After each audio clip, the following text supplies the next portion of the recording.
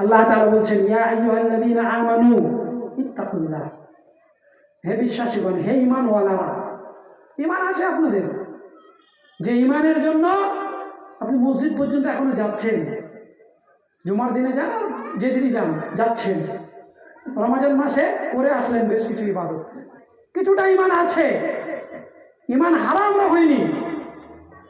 তো ঈমান কেমন হতে হবে এটা আমাদেরকে বুঝতে হবে।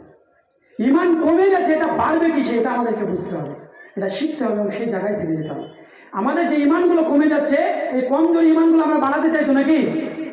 কথা বলেন, বাড়াতে চান তো নাকি? চান না? দুই একজন চায়, বাকিরা চায় না। যারা চান না তারা বসে থেকে কি না, একই অবস্থা হবে।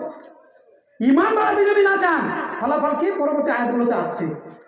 ঈমান বাড়ানোর জন্য হাতিয়ার আল্লাহ তাআলা বলেছেন, অন্য কারো কথা দরকার নেই। আল্লাহ এবং তার রাসূল যা বলেছেন সেটাই ফাইনাল। কি বলেছেন আল্লাহ?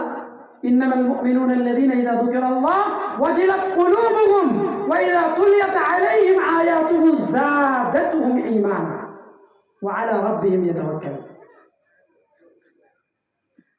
আপনি যে কাজটাকে আজকে বর্তমান সময়ে সব থেকে ছোট মনে করেন এবং সব থেকে পিছনে রাখার কাজ মনে করেন, ওটা হচ্ছে ঈমান বাড়ানোর সব থেকে বড় অস্ত্র। সেটা হচ্ছে কোরআনের শিক্ষা, কোরআনের আয়াত তিলাওয়াত, তার অনুবাদ। আল্লাহ বলেছেন, এটা অন্য কেউ নয়। ওয়া ইযা তুলিয়াত আলাইহিম, যখন তাদের সামনে তিলাওয়াত করা হয় আমার এই আয়াত কোরআনুল কারীম, যাদাতুহুম ঈমানা, তাদের ঈমান বৃদ্ধি পায়। আর আপনার আমার ঈমান বৃদ্ধি পায় না, কারণ আমরা কোরআন এবং সুন্নাহ পড়ি না, জানি না। এই কিছু সময়ের জন্য যেখানে বক্তব্য হচ্ছে সেখানে শুনলাম, যে বেরিয়ে যাওয়ার পরে আর আমাদের চর্চায় আমরা চর্চিত হই না। ঈমান বাড়ানোর জন্য যেখানে আল্লাহ বলেছেন বাড়বে, সেই কাজটা বারবার করতে হবে না? আপনার সম্পদ বাড়ানোর জন্য আপনি যদি বলেন যে ব্যবসা করছি, কিন্তু ব্যবসার যে প্রতিষ্ঠান, দোকান বা অন্যান্য প্রতিষ্ঠান, ব্যবসা, সেটা আমি মাসে 2 দিন খুলবো, সপ্তাহে 1 দিন খুলবো, চলবে? কি বলছেন, চলবে? তো ঈমান বাড়ানোর যেটা অস্ত্র আল্লাহ তাআলা বলেছেন, গ্রামের যিনি আলেম রয়েছেন, মসজিদের যিনি ইমাম রয়েছেন, তার কাছে আপনার আনাগোনা সব থেকে বেশি হবে। কারণ ঈমান ছাড়া আপনার দুনিয়া আখিরাত দুটোই ধ্বংস। তারও দলিল পবিত্র কোরআনে রয়েছে। দলিলবিহীন কোনো কথা নাই, দলিল আল্লাহ রাব্বুল আলামিন দিয়েছেন পবিত্র কোরআনে। তো আপনার ঈমান বাড়ানোর জন্য আপনি নিজেই তো প্রচেষ্টা করেন না। যান জুমার খুতবার পরে, শনিবারের দিন যাই, মাগরিবের পরে ইমাম সাহেবের সঙ্গে একটু বসি, দুটো আয়াত অন্তত শুনি, যাতে ঈমান বাড়ে। এই উদ্দেশ্য নিয়ে নিয়াতকে পরিশুদ্ধ করে যান। এইদিকে ওদিকে দেখা যাচ্ছে না, মা বোনরা শুনতে পাচ্ছে, শুনতে পেলেও লাভ আছে। সবসময় দেখতে হবে তারও কোনো ইয়ে নেই, শুনতে পেলেও লাভ আছে। যেটা বলছিলাম, যান কি কথা বলতে হবে। কথা যদি না বলেন তাহলে আমি নেমে যাচ্ছি, মনে হচ্ছে যেন পছন্দ হচ্ছে না বক্তব্য, নাকি? না হলে বলতে পারেন, আর ঘুমিয়ে যাবেন বসে থেকে, ওসব আমি ভালোবাসি না। আমার সঙ্গে একটু কথা বলবেন, তাহলে আমিও বলতে ভালো লাগবে, আপনারাও শুনতে ভালো লাগবে ইনশাআল্লাহ তাআলা। বলছি, শুক্রবারে যে জুমার খুতবাটা হলো, শনিবার বা রবিবারের দিন, ঈমানটা বেড়েছিল, কমে গেল, তো আবার যান। আলেম যে রয়েছেন গ্রামে, তার কাছে যান না তো কি করে পারবে? আল্লাহ বাড়ার জায়গা বলেছেন, আপনি বলছেন যে না আমার ঈমান ঠিক আছে। কি বড় একদম বুক ফুলিয়ে বলছে আমার ঈমান ঠিক আছে। নামাজ না পড়লে কি হবে? ঈমান ঠিক আছে। কোরআন পড়তে না জানলে কি হবে? ঈমান ঠিক আছে। হাদিস না জানলে কি হবে? ঈমান ঠিক আছে। ঘোড়ার ডিম আছে, কোনো ঈমান ঠিক নেই। ঈমান কিসের ভিত্তিতে আপনি ঠিক করবেন? কে বলেছে আপনার ঈমান ঠিক আছে? কোন দলিলের ভিত্তিতে আপনার ঈমান ঠিক? কোরআনের কোন আয়াত অনুযায়ী আপনি আপনার ঈমানকে ঠিক বললেন? যে নারী উলঙ্গ বেহায়া অবস্থায় রাস্তায় ঘুরে বেড়াচ্ছে, পেট দেখা যাচ্ছে, মুখমণ্ডল খোলা অবস্থায় ঘুরে বেড়াচ্ছে, পরপুরুষের সঙ্গে কণ্ঠস্বর মিলিয়ে কথা বলছে, সে যদি 5 ওয়াক্ত নামাজ পড়ে বলে আমার ঈমান ঠিক আছে, তো কোন দলিলের ভিত্তিতে ঈমান ঠিক আছে? ঈমান ঠিক করার জন্য অস্ত্র হচ্ছে পবিত্র কোরআন এবং সুন্নাহ। কোরআন এবং সুন্নাহ অনুযায়ী আপনার ঈমানকে ঠিক করতে হবে। আল্লাহ তাআলা বলছেন, যাদাতুহুম ঈমানা ওয়া আলা রাব্বিহিম ইয়াতাওয়াক্কালুন। আর কোরআন সুন্নাহ মানতে গিয়ে বিপদ আপদ বালা মুসিবত নানান ধরনের নানান কাজ আপনার সামনে উপস্থিত হতে পারে। ওয়া আলা রাব্বিহিম ইয়াতাওয়াক্কালুন, পরিপূর্ণ ভরসা আল্লাহর উপরে রাখতে হবে। যেমন ভরসা রেখেছিলেন মুসা আলাইহিস সালাতু ওয়াস সালাম, কোরআনে আল্লাহ তাআলা সেটা তুলে ধরেছেন। যখন মুসা আলাইহিস সালাতু ওয়াস সালামের বাহিনীরা বললেন যে আমরা কি করলাম, ধরা পড়ে গেলাম, পিছনে ফেরাউন, সামনে সাগর, তাহলে আমরা এবার শেষ। মুসা আলাইহিস সালামকে বলেছিলেন যে তাই তো আমরা তো ধরা পড়ে গেলাম। ওয়া আলা রাব্বিহিম ইয়াতাওয়াক্কালুন, ঈমানটা এত পরিমাণে ছিল আল্লাহর প্রতি, তিনি বলছেন যে কাল্লা, কখনো নয়, অসম্ভব, ইন্নাহু রাব্বি মা'ইয়া, আমার রব আমার সঙ্গে রয়েছেন, ওয়া ফাইন্নাহু সাইয়াহদিন, নিশ্চয় তিনি আমাকে পথ দেখাবেন। ঈমান, আল্লাহ রাব্বুল আলামিন রাস্তা দেখিয়েছিলেন। আর আপনি একটা বান্দায় ছাড়ার জন্য গ্রামগঞ্জে সব জায়গায় বলে আসছি, আপনাদের এখানেও বলছি, আপনাদের এখানেও আছে, আমি জানি আছে, হয়ে গেছে, ঢুকে গেছে। কি সেটা হচ্ছে গ্রুপ লোন, আছে না নাই? গোষ্ঠী লোন আছে না নাই? বন্ধন লোন আছে না নাই? তো লোন যারা নেন, যখন টাকা দেন তখন সুদ দিতে হয় না দিতে হয় না? কথা বলে দিতে হয়। সুদ দেওয়া হালাল না হারাম? জায়েজ না না জায়েজ? আপনারা এতে ফতোয়া দিচ্ছেন হারাম, আপনারা ফতোয়া দিচ্ছেন না জায়েজ। শুধু হারাম না জায়েজ নয়, শুধু হারাম না জায়েজ নয়, একটা দলিল রাসূল করিম সাল্লাল্লাহু আলাইহি ওয়াসাল্লাম হাদিসের মধ্যে বলছেন, লা তাত্তাবিউন্না সুনানা মান কানা ক্বাবলাকুম হাদওয়ান না'লা বিন না'ল, তোমরা তোমাদের পূর্ববর্তীদের অনুসরণ করবে, প্রত্যেকটা পদাঙ্ক, প্রত্যেকটা পদাঙ্ক তাদের অনুসরণ করবে। জুতার মোকাবিলায় জুতা বলা হয়েছে, তার অর্থ হচ্ছে যে একটা জুতা আরেকটা জুতার সমান হয়, একটা বড় একটা ছোট হয় কি? 5 নম্বর জুতো কিনলেন তো একটা 6 নম্বর সাইজের, একটা 4 নম্বর সাইজের, এরকম হয় না? 5 নম্বর সমান থাকে। তার মানে পূর্ববর্তীদের একেবারে সমান সমান তোমরা অনুসরণ করবে, রাসূল করিম সাল্লাল্লাহু আলাইহি ওয়াসাল্লাম বলছেন। এবং সেই জায়গা থেকে বলছেন, লাউ জানা আহাদুহুম বিউম্মিহি আলা নিয়াতাল লাফআলতুমু, যদি তারা তার মায়ের সঙ্গে প্রকাশ্যে ব্যভিচার করে থাকে তোমরাও করবে। তো এই সুদের অর্থনীতি ব্যবস্থাপনা হচ্ছে আমাদের পূর্ববর্তী সাহাবায়ে জিজ্ঞাসা করলেন তারা কারা? ইহুদি খ্রিস্টান। আল্লাহ বলেন তারা নয়তো কারা? তো ইহুদিদের তৈরি করা অর্থনীতির ব্যবস্থা হচ্ছে এই সুদ ভিত্তিক অর্থনীতি ব্যবস্থা। আর রাসূল করিম সাল্লাল্লাহু আলাইহি ওয়াসাল্লাম বলছেন, সুদের পাপের 70টি ভাগ রয়েছে, তার মধ্যে সব থেকে ছোট ভাগ হলো নিজের মায়ের সঙ্গে ব্যভিচার করা, সমতুল্য পাপ। প্রত্যক্ষ ও পরোক্ষভাবে তাহলে এই অনুসরণের মধ্যে কি আমরা ঢুকে যায়নি? এতই মজা। আল্লাহ তাআলা বলছেন, আল্লাহু লাকুমুল বাই'a ওয়া হারামার রিবা, আল্লাহ হারাম করেছেন সুদকে। এত মজা, এত মজা, এত মজা লাগছে আপনাকে এই পাপের সঙ্গে জড়িয়ে থাকতে। প্রত্যেকটা মুসলিম পরিবারে ঘরে ঘরে আজকে সুদ ঢুকে গেছে, বলার কেউ নেই। আপনি 5 ওয়াক্তের মুসল্লি হয়ে কি হবে, কি লাভ হবে? এই সুদ ভিত্তিক অর্থনীতির ব্যবস্থাপনা জাহিলি যুগে ছিল, রাসূল করিম সাল্লাল্লাহু আলাইহি ওয়াসাল্লাম তাকে মিটিয়ে দিয়ে চলে গেলেন। আর সেই জাহিলি রীতিনীতি, কৃষ্টি কালচার, এর দিকে আপনি আবার ঢুকে যাচ্ছেন। মনে রাখবেন, যদি নামাজি হন, সিয়াম পালন করেন, তারপরেও ক্ষতি। আপনার ঈমান যদি আপনাকে বাধা না দেয়, তাহলে আল্লাহ যে ডাক দিয়েছেন ইয়া আইয়ুহাল্লাযীনা আমানু, এই ঈমানের ডাক আপনি শুনতে পাবেন না, যে ঈমানদারদেরকে আল্লাহ তাআলা ডাক দিয়েছেন। রাসূল করিম সাল্লাল্লাহু আলাইহি ওয়াসাল্লাম বলছেন, মান দাআ বিদাআতাল জাহিলিয়া ফাহুয়া মিন জুসাই জাহান্নামা ওয়া ইন সামা ওয়া সাল্লা ওয়া জাআন্নাহু মুসলিম। রাসূল করিম সাল্লাল্লাহু আলাইহি ওয়াসাল্লাম বলছেন, যে ব্যক্তি জাহিলি কৃষ্টি কালচারের দিকে কাউকে ডাকে বা নিজে সেটাকে সাপোর্ট করে, মানে আপনার মেয়ে রাস্তাঘাটে যাচ্ছে, দিনে ঘুরবে, আপনি কিছু বলবেন না। আপনার স্ত্রী বন্ধন লোন নিয়ে আসবে, আপনি কিছু বলবেন না। আপনার ছেলে বিড়ি, সিগারেট, মদ, গুল, জর্দার সঙ্গে সম্পর্ক জুড়ে দেবে, আপনি 5 ওয়াক্তের মুসল্লি হওয়ার পরেও কিছু বলবেন না। আপনার মেয়ে, আপনার ছেলে নারী পুরুষ সমাজ সম্পর্কে যুক্ত হবে, স্কুলের নাম করে, টিউশনের নাম করে, কলেজের নাম করে, আপনি কিছু বলবেন না। এগুলো জাহিলি রীতিনীতি যদি না বলেন, আল্লাহ রাসূল সাল্লাল্লাহু আলাইহি ওয়াসাল্লাম বলছেন যে জাহান্নামে সে যাবে। ফাইন মান দাআ বিদাআতাল জাহিলিয়া ফাহুয়া মিন জুসাই জাহান্নাম ওয়া ইন সামা, যদিও সে সিয়াম পালন করে। এই কথাটা প্রথমে বুঝতে পারছিলাম না। রাসূল সাল্লাল্লাহু আলাইহি ওয়াসাল্লাম এত কিছু থাকার পরে সিয়ামের সঙ্গে কেন উদাহরণ দিলেন? কারণ হাদিসে আছে সিয়ামু জুনদুন, সিয়াম হচ্ছে কি? ঢাল। যুদ্ধের সময় শত্রুপক্ষ যখন আক্রমণ করছে, ঢাল দিয়ে রক্ষা করবে, মানে ওই তরবারিটা আপনার উপরে আঘাত করবে না। তো সিয়ামটা হচ্ছে জাহান্নামের ঢাল স্বরূপ, জাহান্নামে বান্দাকে যেতে দেবে না। কিন্তু জাহিলি যুগের এই প্রথা, সুদ, ঘুষ, মহিলাদের রাস্তাঘাটে বেপরদা হয়ে বেড়ানো, মানুষের উপরে অন্যায় অকাথ্য অত্যাচার চালানো, জমি জমা ভাইদের বোনদের লুণ্ঠন করা, লুটপাট করা, এই সমস্ত বিষয়াদিগুলো জাহিলি যুগের যেগুলো ছিল, এইগুলো, এই অপরাধের সঙ্গে যদি কেউ জড়িয়ে যায়, রাসূল করিম সাল্লাল্লাহু আলাইহি ওয়াসাল্লাম বলছেন যে তার সিয়াম তার জন্য কোনো উপকারে আসবে না। সুবহানাল্লাহ। কত জাহিলি প্রথা আমাদের মধ্যে আছে। আর একটা খুব বড় ভাইটাল একটা প্রথা বলে, জাহেলি যুগের কথা বলতে গিয়ে অনেকে কেঁদে দেন, অনেক বক্তা ক্রন্দন করেন, আপনারাও অনেকে কাঁদেন সে কথা শুনতে গিয়ে। সেটা হচ্ছে যে না, জাহেলি যুগে মহিলা শিশু যদি কন্যা জন্মগ্রহণ করতো তাহলে তাকে মানে জীবন্ত কি করে হতো, পুঁতে দেওয়া হতো। ঘটনা শুনেছেন, একজনের প্রসিদ্ধ ঘটনা আছে সেই হাদিসের মধ্যে, সে ঘটনা আপনার শুনেন, ঘটনাটা বলছি না, জিন্দা পুঁতে দেওয়া হতো। তাহলে সেটা কি জাহিলি প্রথা তো নাকি? সেটা জাহিলি যুগে ছিল। ইসলাম আসার পর সে মর্যাদাকে বাড়িয়ে দিয়েছেন, এত বাড়িয়েছেন বলছেন যে একজন মা তার সন্তানের জান্নাত তার মায়ের পায়ের তলে, খিদমত করে জান্নাত নিতে হবে। মা আজকে সমাজের মধ্যে সব থেকে অবহেলিত প্রাণী।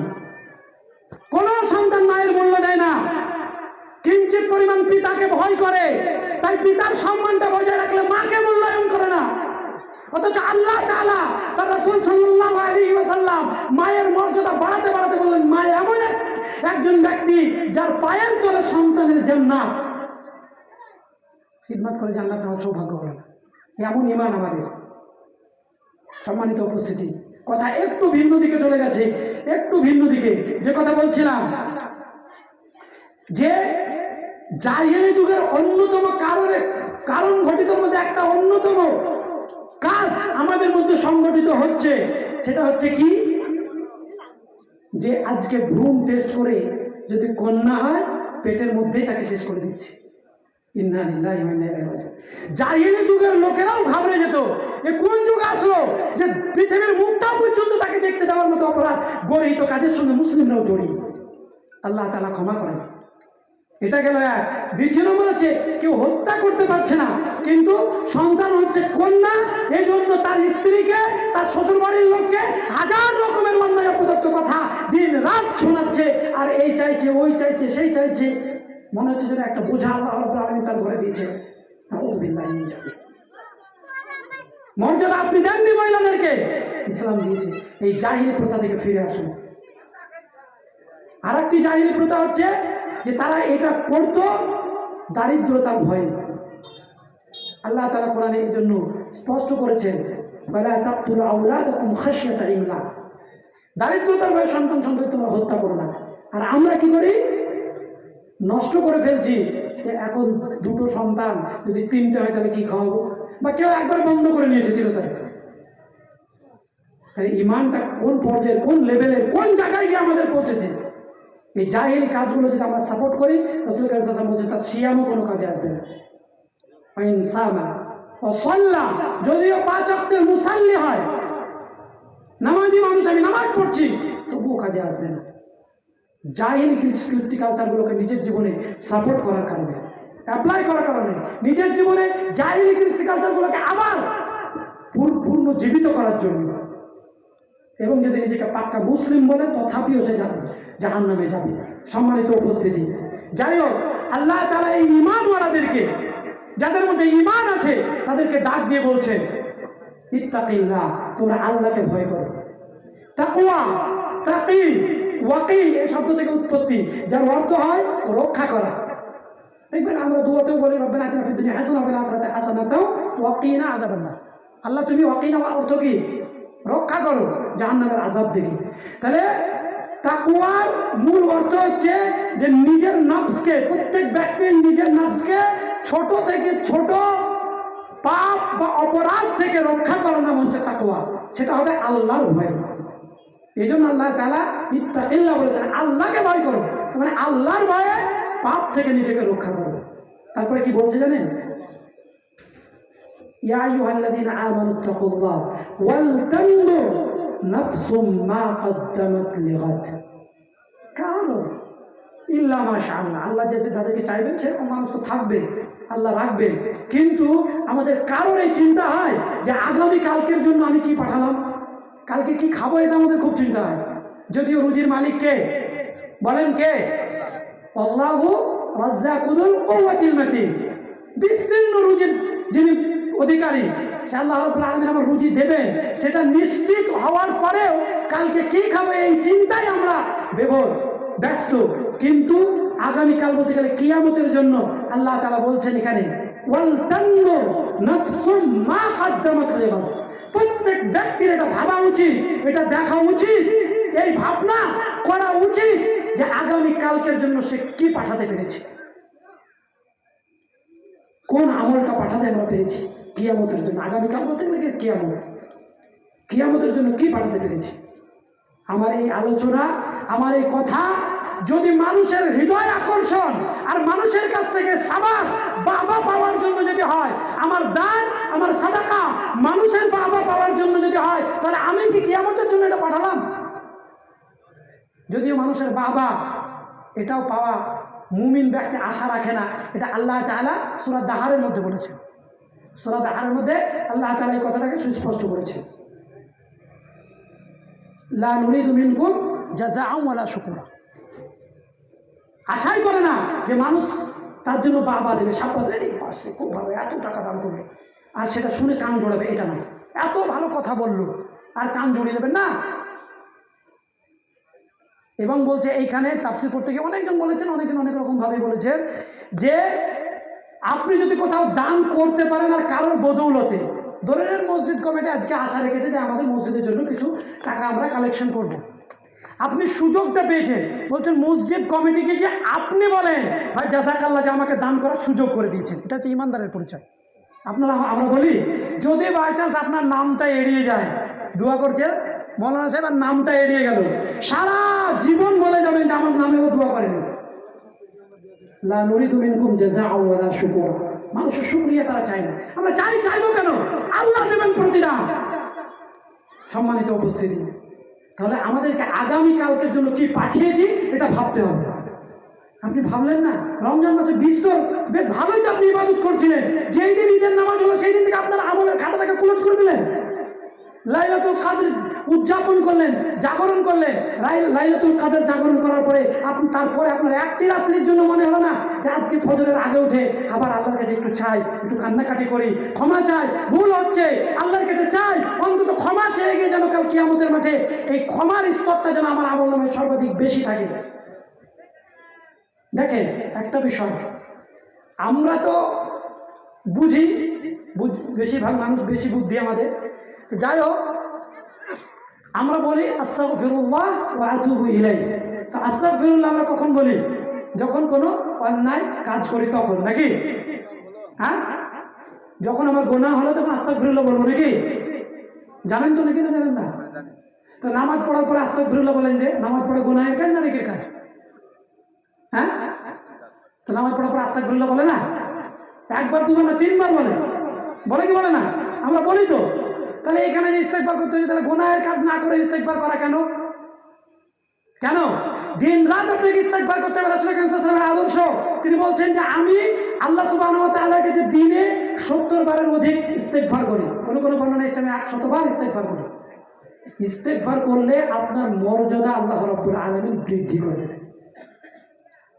দিন রাত আপনি ইস্তেগফার করেন, জানি না কখন কি অপরাধ হচ্ছে, কি ঘটে যাচ্ছে, ইস্তেগফার করেন। সম্মানিত উপস্থিতি, সুতরাং আমাদের প্রত্যেককে ভাবতে হবে যে আল্লাহর জন্য, আল্লাহর সন্তুষ্টির জন্য এবং নিজের কল্যাণের জন্য আগামীকালকের জন্য আমি কি পাঠাতে পারলাম। সন্তানদের ভবিষ্যৎ ভেবে পিতামাতা টাকা পয়সা উপার্জন করে সন্তানদের জন্য রেখে যাচ্ছে, যাতে করে আমার সন্তান ভালো খায় পড়ে, কিন্তু জানতে পারবে না তার সন্তান ভালো খেলো না জুয়াখোর হয়ে জুয়ায় সব টাকা উড়িয়ে দিল, জানতে পারবে মৃত্যুর পরে। কিন্তু আপনি যে পাঠালেন না এর জন্য দায়ভার তো আপনি হবেনই।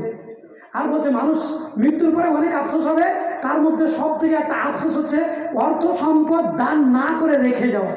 এটা একটা আফসোস। সূরা মুনাফিকুনের শেষে গিয়ে আল্লাহ তাআলা এটা উল্লেখ করেছেন। আল্লাহ তাআলা উল্লেখ করেছেন লাউলা আখারতানি ইলা আজালিন কারীব ফাআসাদদাকা ওয়া আকুম মিনাস সালিহিন।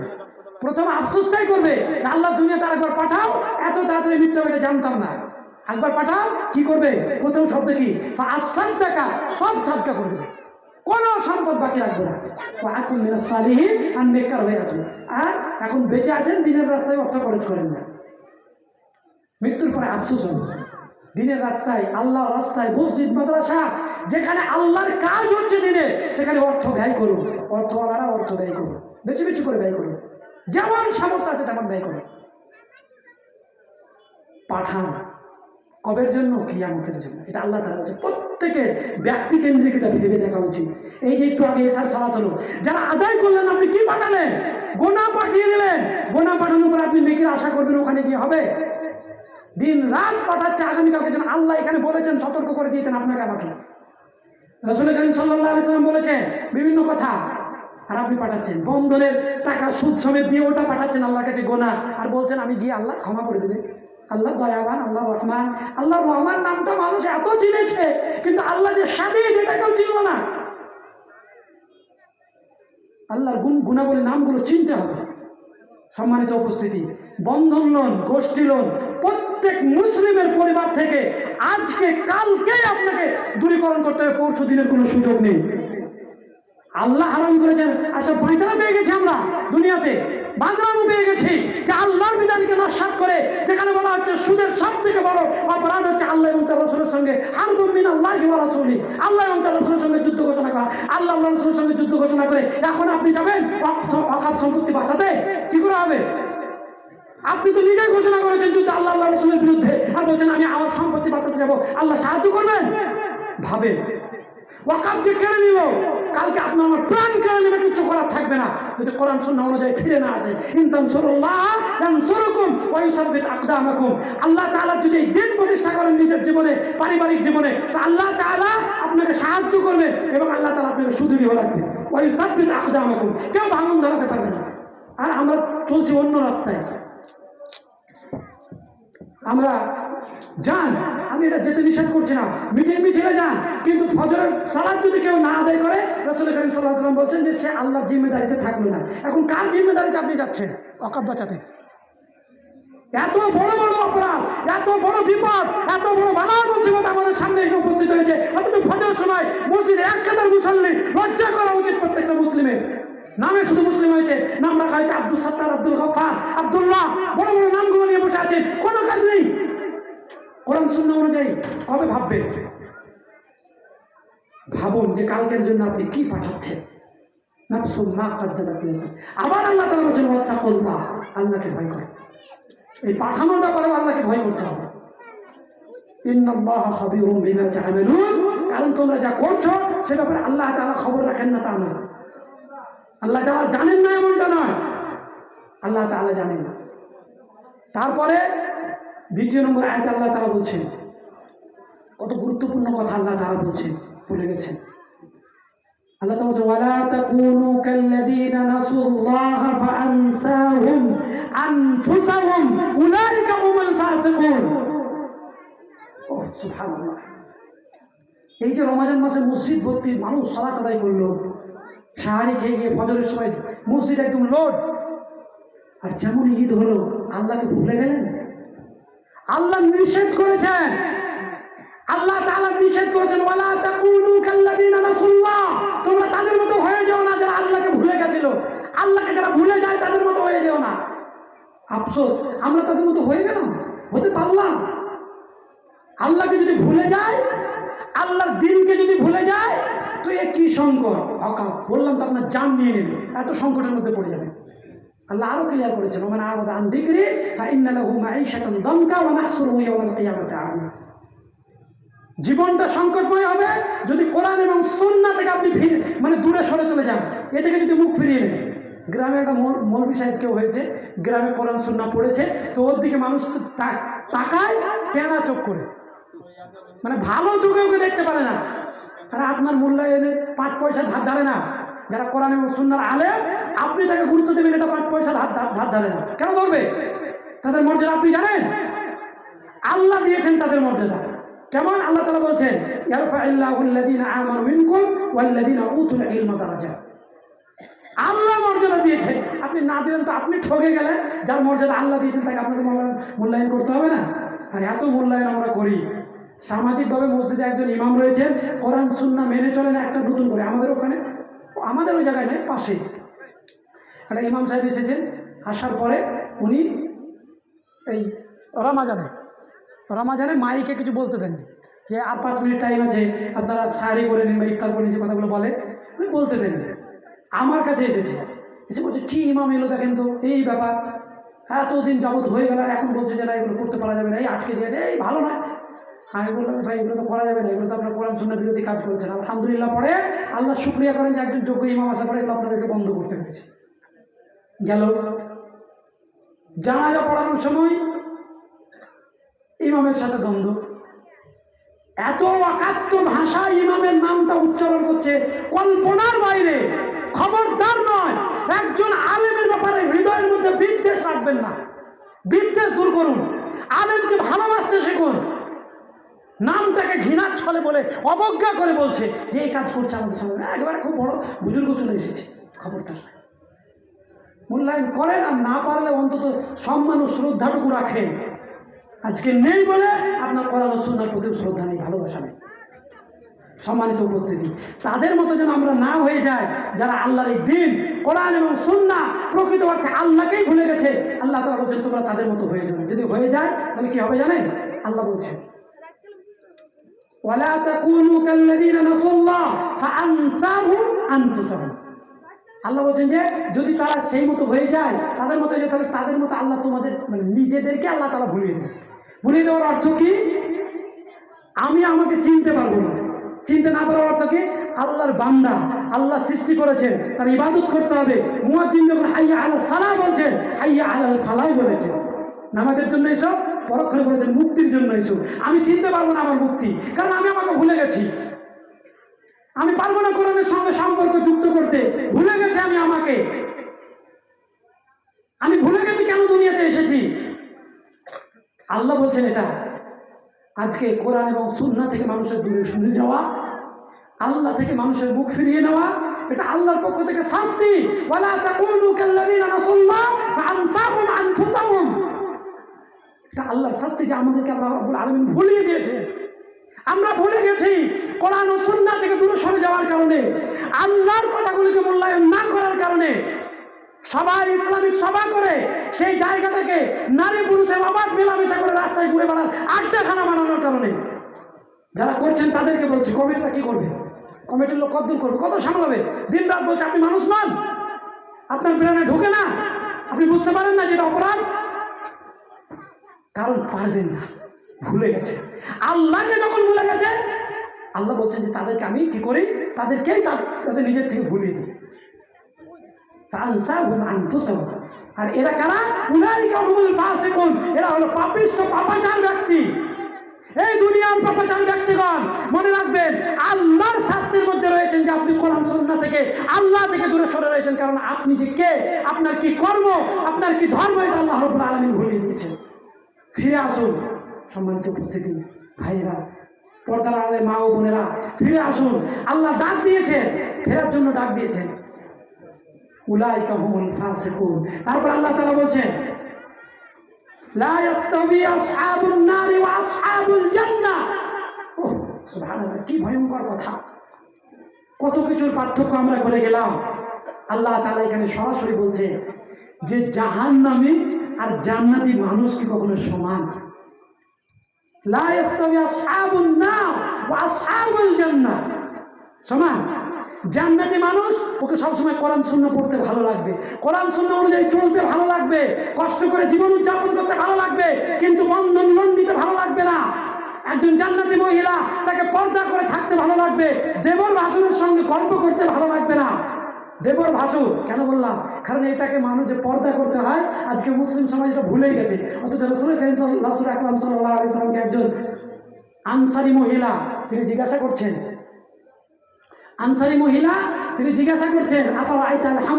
আল্লাহ রাসূল আপনার মতামত কি স্বামীর ভাইয়ের ব্যাপারে, ছোট বড় যেই হোক, ভাইয়ের ব্যাপারে আপনার মতামত কি? রাসূল আকরাম সাল্লাল্লাহু আলাইহি ওয়াসাল্লাম বলছেন হামু আল মাউত।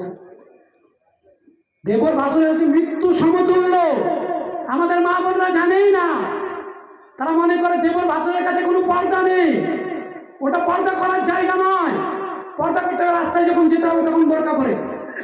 আর কি বলবো, এখনকার যুগের ইমান এত কমজোরি, এত কমজোরি। আল্লাহ তাআলা হেফাজত করেন আমাদের প্রত্যেককে, আল্লাহ তাআলা রক্ষা করেন। গ্রামগঞ্জ থেকে অনেক মা বোনরা যাচ্ছে বহরমপুর শহরের দিকে আমি থাকি, ফুল বোরকা পরে, একদম পুরো বোরকা পরে বহরমপুরে গিয়ে এখন মুখ তুলে দিয়ে ঘুরে বেড়াচ্ছে। গোটা বহরমপুর জুড়ে মুখ তুলে ঘুরে বেড়ালো। আবার যখন বাসে চাপছে তখন মুখের পর্দাটা নামিয়ে দিয়ে গ্রামে আসছে, গ্রামে সতী সাবিত্রী, আর বাইরে গিয়ে আল্লাহ রাব্বুল আলামিন তোমাকে ছাড় দিয়ে দিল। এগুলো কি? এগুলো মুনাফিকের লক্ষণ। অনেক মা বোনরা করছে। খবরদার নয়, আপনাকে হতে হবে ফাতিমার মতো। যদি একটা ঘটনা আমি এই সমস্ত ঘটনাগুলো বলি না, যেগুলো আমার তার্কিক জানা নেই, তবু শুধু নসিহার জন্য বলছি, যদিও আমার এই বিষয়টা জানা নেই। ফাতেমা রাদিয়াল্লাহু তাআলা আনহা মৃত্যুর সময় তার স্বামী আলী রাদিয়াল্লাহু তাআলা আনহুকে তিনি বলছেন যে আমি মারা গেলে আমাকে দাফনস্থ করবেন রাত্রিবেলায়। কেন? কোনো পরপুরুষ যেন এটা বুঝতে না পারে যে আমি লম্বা ছিলাম না খাটো, মোটা ছিলাম না পাতলা, এটা যেন বুঝতে না পারে। কেমন পর্দাশীল ছিলেন? জান্নাতি নারী, জান্নাতে নারীদের সর্দার, সর্দারিনী, তাকে দেখে আপনার শিক্ষা হয় না। আপনি কাকে দেখে শিখলেন? শহরে গিয়ে মডার্ন হতে হবে? নাউযুবিল্লাহি মিন যালিক।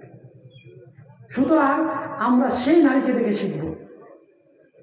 এমন নারী খাদিজাতুল কুবরা রাদিয়াল্লাহু তাআলা আনহা দিনের কাজে হালাল উপার্জনের জন্য স্বামীকে তাগিদ করবে, যে নারী যে না কোনো হারাম নয়, কোনো চিটিংবাজি নয়, তোলাবাজি নয়, মাফিয়াগিরি নয়, কোনো মস্তানি নয়, কোনো কিছু নয়, হালাল পথে আপনি উপার্জন করে নিয়ে আসবেন। এই অপেক্ষায় থাকি।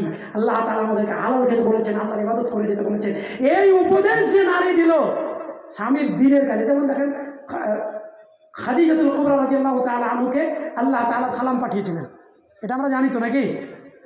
কিসের জন্য পাঠিয়েছিলেন? কি কারণে পাঠিয়েছিলেন? একটাই কারণ, সেটা হচ্ছে রাসূল করিম সাল্লাল্লাহু আলাইহি সাল্লামকে এখানে ধরে নেন আপনি দিনের কাজে তার স্বামীকে সার্বিক সাহায্য সহযোগিতা করা। হেরা গুহা যারা গিয়েছেন মক্কায় তারা বুঝতে পারবে, খাদিজার হুজরা থেকে হেরা গুহা কয়েক কিলোমিটার পথ, তারপরে আবার কয়েক কিলোমিটার পাহাড়, সেইখানে গিয়ে রাসূল করিম সাল্লাল্লাহু আলাইহি সাল্লামের খাবার দিয়ে আসতেন। চারটিখানি কথা নাকি?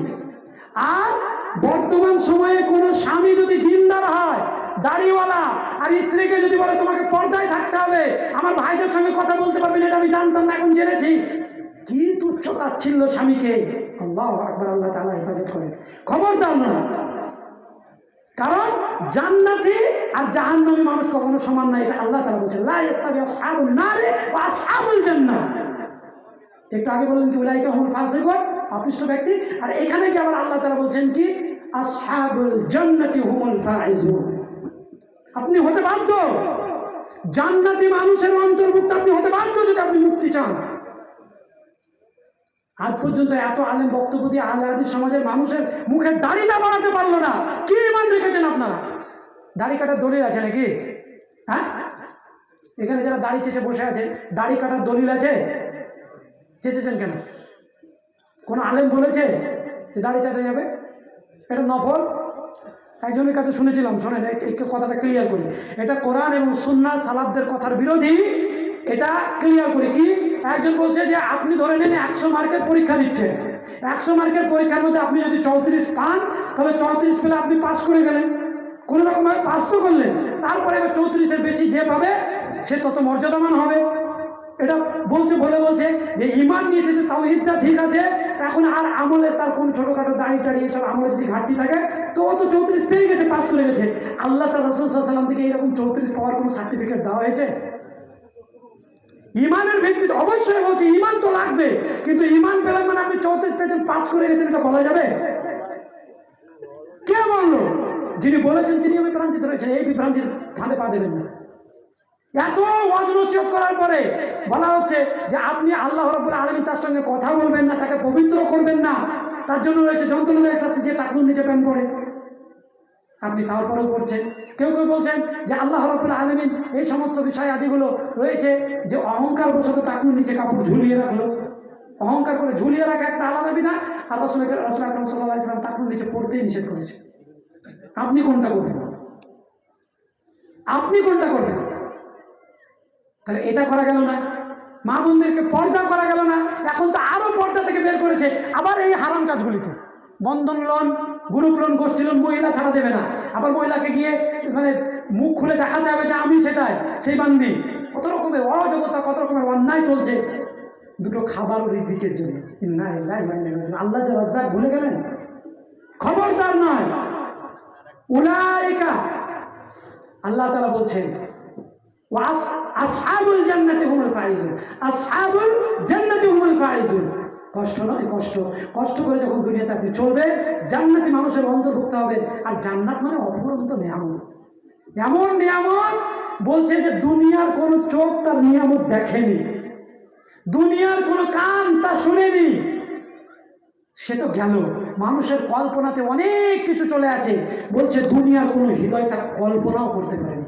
সুবহানাল্লাহি ওয়া বিহামদিহি সুবহানাল্লাহিল আযীম। আল্লাহুম্মা ইন্না নাসআলুকাল জান্নাতাল ফিরদাউস। বলেন আল্লাহুম্মা আমিন। আল্লাহুম্মা ইন্না নাসআলুকাল জান্নাতাল ফিরদাউস। সেই জান্নাতি মানুষদের অন্তর্ভুক্ত। জান্নাতি আর জাহান্নামী কোশ্চেন কালেও সমান নয়। আরে বিড়ি, সিগারেট, গুল, জর্দা, এই ধোঁয়া, আগুন, এগুলো তো জাহান্নামীদের খাবার। এগুলো জান্নাতীদের খাবার নাকি? হ্যাঁ, কি বলছেন? জান্নাতীদের খাবার? ধোঁয়া, আগুন কোথায় খাওয়া হবে? জাহান্নামে। জাহান্নামীদের খাবার। আহলে হাদিস ঘরের সন্তান নাকি বিড়ি খায়। ছি ছি ছি, আস্তাগফিরুল্লাহ। বিড়ি খাচ্ছে, সিগারেট খাচ্ছে, বলছে মডার্ন। তোমার মডার্নের মুখে ছাই। কিসের মডার্ন তুমি? আল্লাহ রাব্বুল আলামিন এই মডার্নের কোন মূল্যায়ন করেননি, রাসূল আকরাম সাল্লাল্লাহু আলাইহি ওয়াসাল্লাম মূল্যায়ন করেননি, বরং তুমি হচ্ছ আসহাবুল জান্নাহ, আসহাবুন নার। খবরদার ফিরে আসে। কারণ জান্নাতি দলের যদি আপনি অন্তর্ভুক্ত হতে পারেন, মজায় মজায় মুমিন হবে, হৃদয়ের মধ্যে একটা প্রশান্ত আছে। বলছে পৃথিবীতে যত billion trillion billion million trillion ডলারের মালিক হয়ে যাক না কেন, মনের মধ্যে কারো শান্তি নেই। কার আছে জানেন? সে হচ্ছে মুমিন। মুমিনের হৃদয় কত প্রশান্ত, মুমিনের হৃদয় কত প্রশান্ত। ওরা তা কিভাবে করবে আজ? অবিশ্বাসের ছানি পড়া চোখ, হিরে তো দেখে না, দেখেছে কাঁচ। জান্নাতের মতো এই অপরন্ত নিয়ামত, অবিশ্বাসের ছানি পড়া চোখ যারা বিশ্বাসই করেন, তারা দেখবে কি করে? মুমিনের হৃদয় একমাত্র প্রশান্ত। মুমিনের হৃদয়ে কোনো ব্যাকুলতা নেই, কোনো ব্যস্ততা নেই, কোনো অস্থিরতা নেই। মুমিন সে আল্লাহ রাব্বুল আলামিনের প্রতি ভরসা রেখে চলে। আল্লাহ তাআলা আছেন। আল্লাহ তাআলা এই ভরসার কথা মুমিনদের জন্য বলেছেন, ওয়ালা তাহিনু ওয়ালা তাহজানু ওয়া আনতুমুল আ'লাউনা ইন কুনতুম মুমিনিন। আর মুমিনরাই জান্নাতি, তাই তো নাকি? কেন? এই যে আসহাবুল জান্নাতি হুমুল ফায়েজুন, এখানে বলছে জান্নাতি দল যারা জান্নাতি, আল্লাহ তাআলা বলেছেন হুমুল ফায়েজুন, তারাই হচ্ছে সফলকাম। আবার মুমিনদেরকে আল্লাহ তাআলা সফলকাম বলেছেন, কদ আফলাহাল মুমিনুন, কদ আফলাহাল মুমিনুন, মুমিনরাই সফলকাম হয়েছে। সুতরাং সম্মানিত উপস্থিতি, সময় আমার শেষের দিকে, আর একেবারেই শেষের দিকে, 35 বা 40-এ শেষ করতে বলা হয়েছে, 35 বেজে গেছে। তো আমাদেরকে চেষ্টা করতে হবে জান্নাতি দলের অন্তর্ভুক্ত হওয়া। জাহান্নামের কোনো কাজ নয়, জান্নাতের কাজ, জাহান্নামের কাজ নয়। আর আমরা এখন হয়ে গেছি উল্টো, জাহান্নামের কাজটা খুব প্রিয় হয়ে গেছে, জান্নাতের কাজ ভালো লাগে না। কয়েকটি বলি প্রসিদ্ধ কাজ, আমি তো এইভাবে বলি যে মানুষ পাপের কাজ করে অন্তরে তৃপ্তি পায়। ধরেন আমি একটা গুনাহের কাজ করছি আর আমার হৃদয়টা জুড়িয়ে গেল, তাহলে সেই ব্যক্তি কি হবে? আসহাবুন নার না আসহাবুল জান্নাহ? জান্নাতি না জাহান্নামী? যে একটা পাপ করে অন্তর জুড়িয়ে গেল। আমি 15 মিনিট কোনটা হবে? একটা পাপ করলে আর পাপ থেকে আল্লাহ তাআলা চূড়ান্তভাবে নিষেধ করেছেন, তারপরে হৃদয়টা তৃপ্তি পেয়ে গেল, তাহলে সে জান্নাতি না জাহান্নামী? যদি পাপটা চালু রাখে, ফিরে না আসে, তাহলে কি হবে? এমন একটা ভয়ঙ্কর পাপ গীবা। মানুষের মাংস খাওয়া জায়েজ না না জায়েজ? হারাম। হারাম মানে বড় ধরনের হারাম, বড় ধরনের হারাম। তারপরে আল্লাহ তাআলা এই অপরাধটাকে যুক্ত করেছেন মৃত ভাইয়ের মাংস খাওয়ার মতো অপরাধ। এত জঘন্য অপরাধ আজ সমাজ ও সোসাইটিতে আনন্দের সঙ্গে মানুষ উদযাপন করে। কারোর একটা কোনো কুটু কথা আপনার মনের মধ্যে আছে, আপনি জেনে গেছেন, আর একজনের কানে ঢেলে দিয়ে ওর হৃদয়টা যা তৃপ্তি হয়, হয় না? কখন বলবো কখন বলবো কখন বলবো, এর বদনাম কখন বলবো। আমি সারা বছর বক্তব্য দিচ্ছি, আপনি দেখলেন কোথাও একটা আমার অপরাধ, আপনি বলবেন ওর কথাটা কখন কাকে বলবো, জনসম্মুখে বলবো, কখন বলবো করে আপনি যখন বলে দিলেন, যা কাজ কাউকে বলতে পেরেছি, এর বদনাম করতে পেরেছি, হৃদয়টা জুড়িয়ে গেল। ভয় করা উচিত, ভয় করা উচিত। আল্লাহ যে কথা বলতে বলেছেন সেটা জীবনে বলার সৌভাগ্য হলো না, আর গীবাত যেটাকে আল্লাহ তাআলা নিষেধ করেছেন, এই গীবাত করে আমার হৃদয় তৃপ্তি পায়। এত আমরা অপদার্থ হয়ে গেলাম, জাহান্নামের কাজ করে, গুনাহের কাজ করে তৃপ্তি পেলাম। গুনাহের কাজ করার পরে আমার তো হৃদয়টা ব্যাকুলতায়, অস্থিরতায়। বিচলিত হয়ে পড়বে যে কখন আমি এই পাপ থেকে আল্লাহর কাছে ক্ষমা পেলাম কি পেলাম না, কারণ কিয়ামতের মাঠে আল্লাহ রাব্বুল আলামিনের জন্য আমাকে শাস্তি দেবেন নাকি, যে কোনো অপরাধের জন্য দিন রাত ক্ষমা চাইতে হবে। আর আমরা অপরাধ করে চলেছি, ক্ষমা চাইছি না। সম্মানিত উপস্থিতি, তারপর আল্লাহ তাআলা বলছেন উলা আসহাবুন নারি হুমুল আসহাবুল জান্নাতি হুমুল ফাইজুন লাউ আনজালনা হাদাল কুরআন আলা জাবালিল্লাহ ওয়াআইতাহু খাশিআন মুতাসাদ্দিআন মিন খাশিয়াতিল্লাহ ওয়া তিলকাল আমসালু নাদরিবুহা লিন-নাসি লাআল্লাহুম ইয়াতাফাক্কারুন। কোরআন কটাই আয়াত বলছি, বেশি বলিনি। তাহলে ৬,০০০ প্লাস আয়াত যদি কোনো মানুষ পড়ে তার জীবন সংশোধন হবে না? এই যে কথাগুলো বললাম, যদি কোনো মানুষ, আমি নিজেকে বলছি, আমি যদি নিজেকে মূল্যায়ন করি, আমার জীবন সংশোধন হবে না? এই কটা আয়াত, চারটে আয়াতের সারাংশ, কিছু কথা, কয়েকটা হাদিস। তাহলে যে হাদিস রয়েছে রাসূল আকরাম সাল্লাল্লাহু আলাইহি ওয়াসাল্লামের পক্ষ থেকে, অসংখ্য হাদিস এবং ৬,০০০ প্লাস আয়াত, এইগুলোকে যদি আমরা শিখি, চর্চা করি, তাহলে কিভাবে জীবন পরিবর্তন হতো। আজকের সমাজ ও সোসাইটিতে নানানভাবে মানুষ অপকর্ম অন্যায়কে রুখে দেওয়ার চেষ্টা করছে, কোরআন নিয়ে নয়। ভালো করে মনে রাখবে, একটা সূত্র মনে রাখবে, অন্যায় অপকর্মগুলোকে রুখে দেওয়ার নানান ধরনের চেষ্টা মানুষ করছে, কিন্তু কোরআন দিয়ে নয়। হবে মানুষ, আমি তো এইভাবে বলি, মানুষ যদি কোরআন এবং সুন্নাহর অনুসারী হতো, তাহলে নানান ধরনের অপকর্ম অন্যায়গুলো সমাজ ও সোসাইটি থেকে বন্ধ হয়ে যেত, যেমন আজকে মুসলিমদেরকে নানান ধরনের নানান কারণে, মুসলিমদের আচার আচরণ ব্যবহার আপনার আমার কারণে আমাদেরকে আজকে বলা হচ্ছে কি এরা হলো সন্ত্রাসবাদী, মুসলিমদেরকে বলা হচ্ছে এরা হলো মাফিয়া, এরা হলো অমুক তমুক, কেন বলা হচ্ছে? কিন্তু আপনি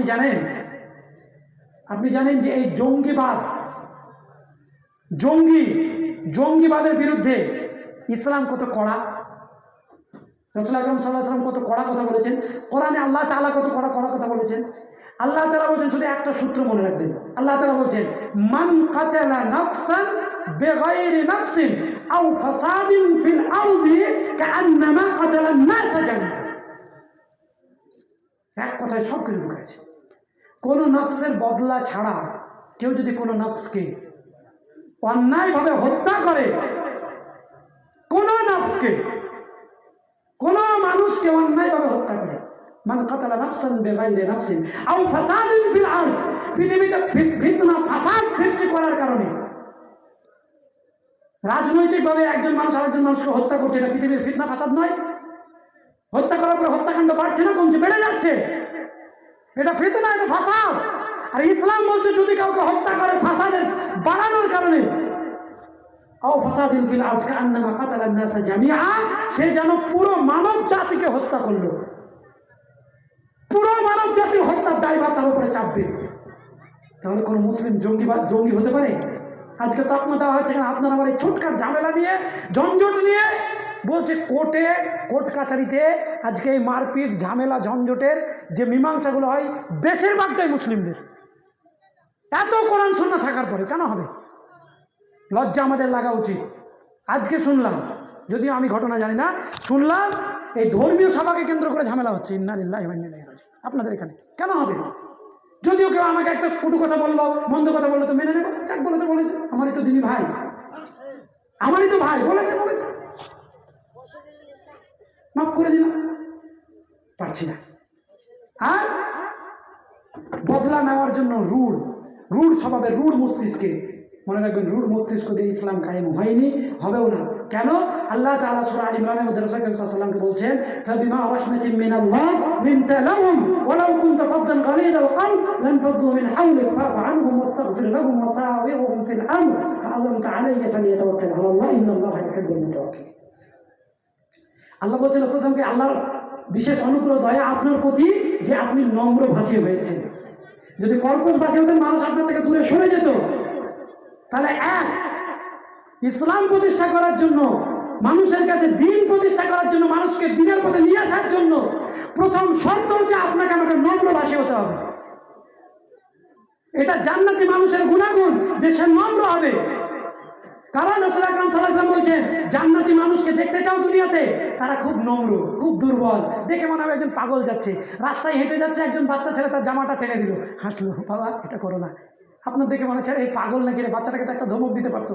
আসলে জান্নাতি মানুষ হচ্ছে নরম, নম্র, মুখে হাসি নিয়ে যাবেন, সবসময় হাসি। রাসূল আকরাম সাল্লাল্লাহু আলাইহি ওয়াসাল্লাম বলছেন যে কোনো মুসলিম যদি আরেকজন মুসলিমের সঙ্গে হাসি মুখে সাক্ষাৎ করে, তাহলে একটা সাদাকার নেকি পাবে। আর আপনি আপনার ভাইকে দেখেছেন আসছে, মুখটাকে এমন করেছে, যদি ওকে পেতো তো এখনই হত্যা করে দিত, না লিল্লাহ, মুখে হাসি নিয়ে যায়, সবসময় হাসি। আমি এক জায়গাতে গিয়েছি, একটা দিনী ভাই, আপনার ওই জায়গাটা হচ্ছে গড্ডা বলে একটা জায়গা, কাঁদি ব্লকে।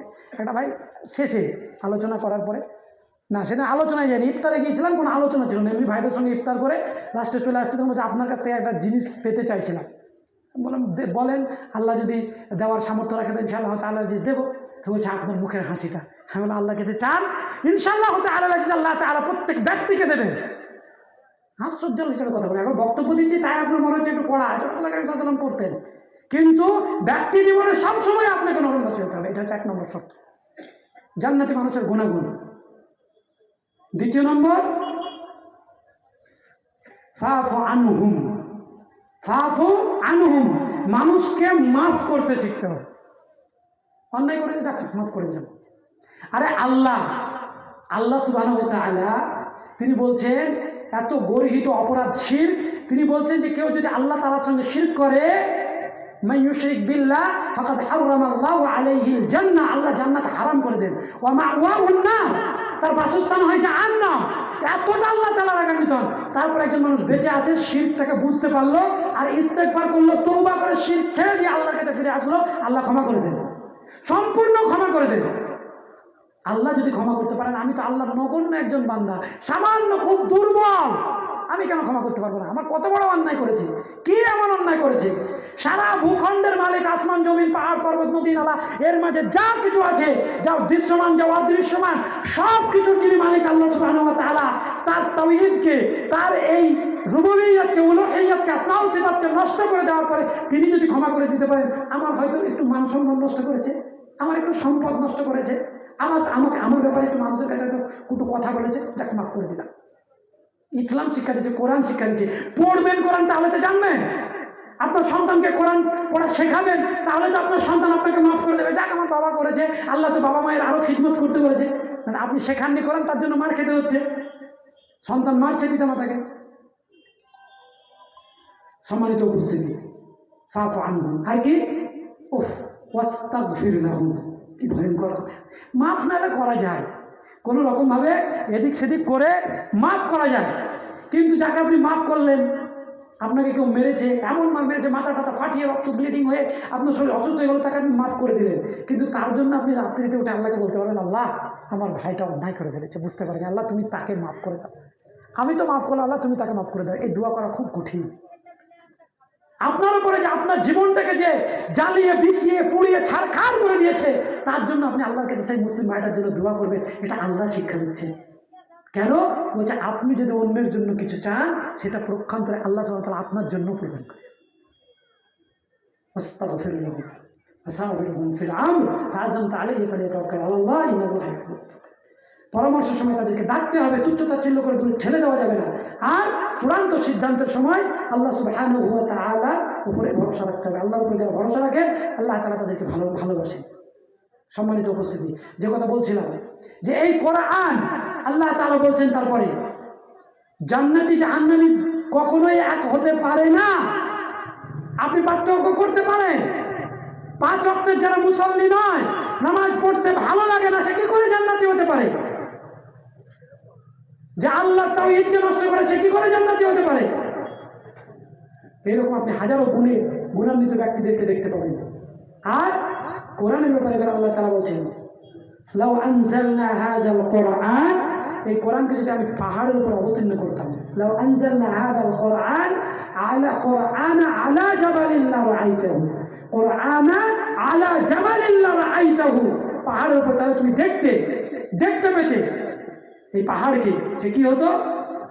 রাআইতাহু খাশিআম মুতাসাদ্দিআম মিন খাশিয়াতিল্লাহ, ভেঙে ফেটে বিদীর্ণ হয়ে যেত আল্লাহর ভয়ে।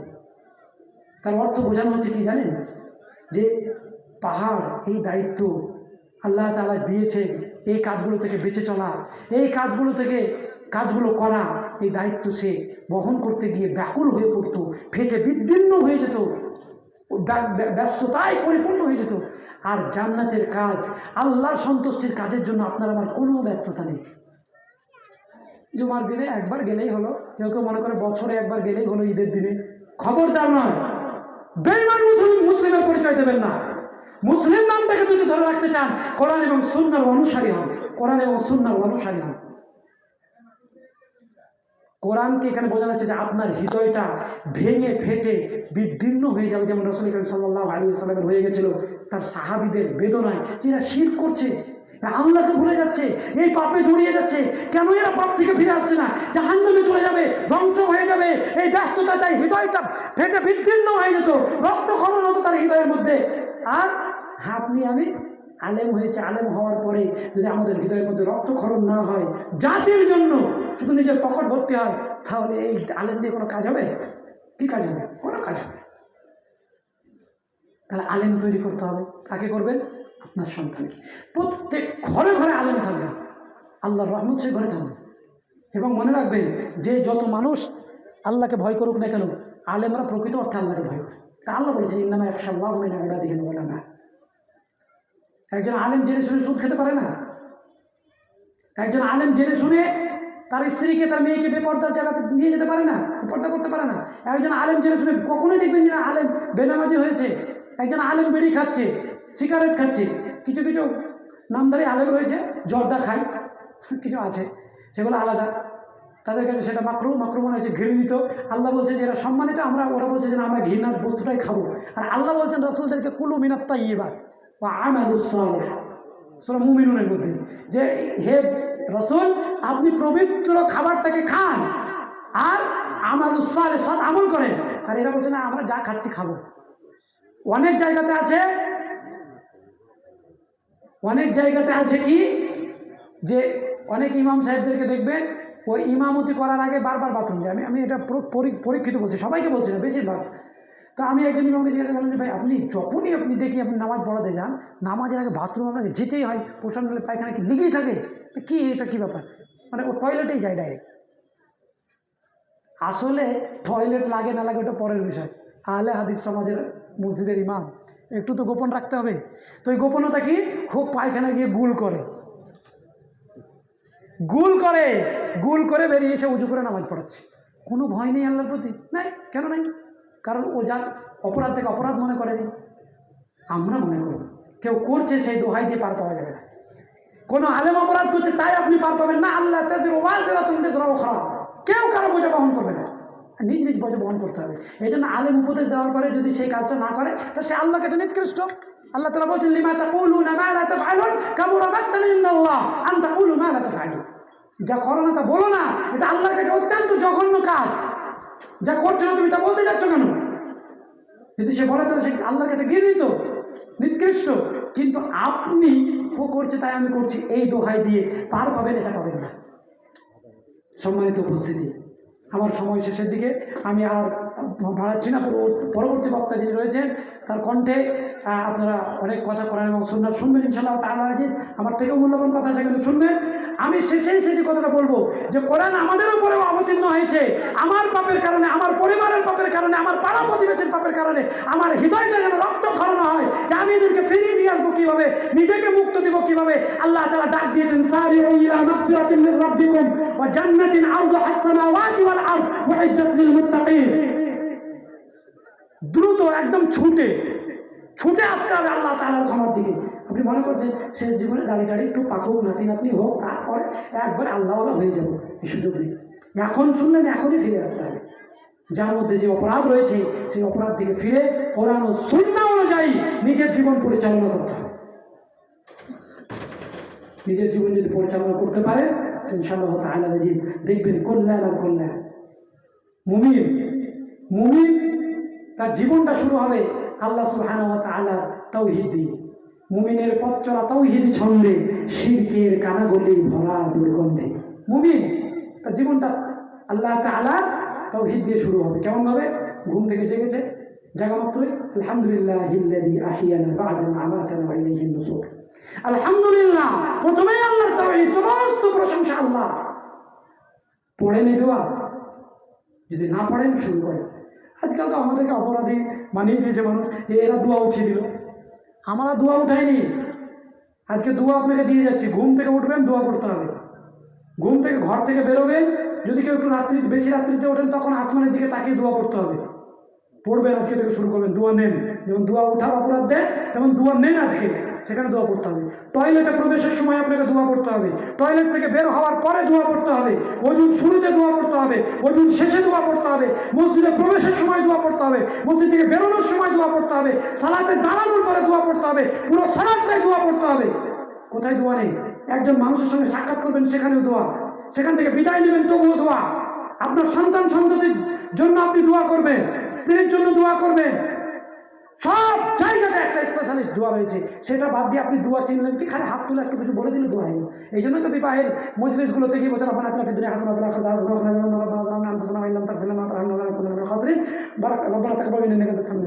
বিবাহের দোয়া হলো।